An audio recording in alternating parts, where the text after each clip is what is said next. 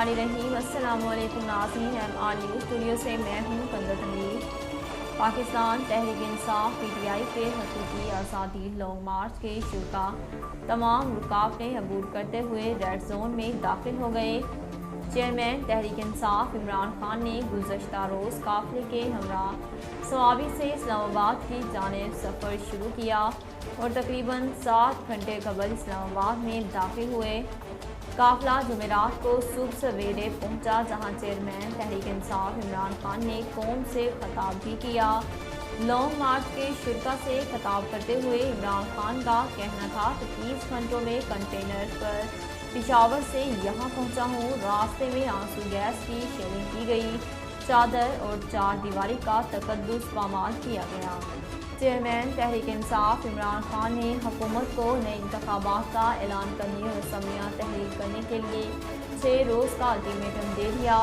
जीना Avenue Islamabad पर long मार्च के शुरा से खिताब करते हुए इमरान खान का कहना था कि 30 घंटों में कंटेनर पर पिशावर से यहाँ पहुँचा हूँ। रास्ते में आंसू गैस की शेयरिंग की गई, चादर और 4 दीवारी का तकद्दुस पामाल किया गया।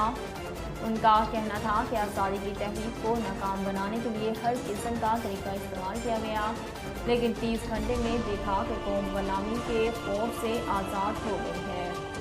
जिस तरह आज़ादी की तहरीक के शुरा ने आंसू गैस शेयरिंग का मुकाबला किया और इसकी मिसाल नहीं मिलती। हुकूमत ने इस्लामाबाद में पाकिस्तान तहरीक इंसाफ के लॉन्ग मार्च की वजह से अमन की सूरत हाल के पेश नज़र फ़ौज को तलब कर लिया है। हुकूमत की जानिब से जारी करदा नोटिफिकेशन के मुताबिक फ़ौज आइन के आर्टिकल 245 तलब की गई है। नोटिफिकेशन में कहा गया है कि फ़ौज रेड जोन में मौजूद सरकारी इमारतों के तहफ़्फ़ुज़ के लिए तलब की गई है। वाज़ेह रहे कि पाकिस्तान तहरीक इंसाफ PTI के चेयरमैन और साबिक़ वज़ीर-ए-आज़म इमरान खान हकीकी आज़ादी लॉन्ग मार्च के लिए सवाबी से काफ़िले की सूरत में इस्लामाबाद पहुँच गए।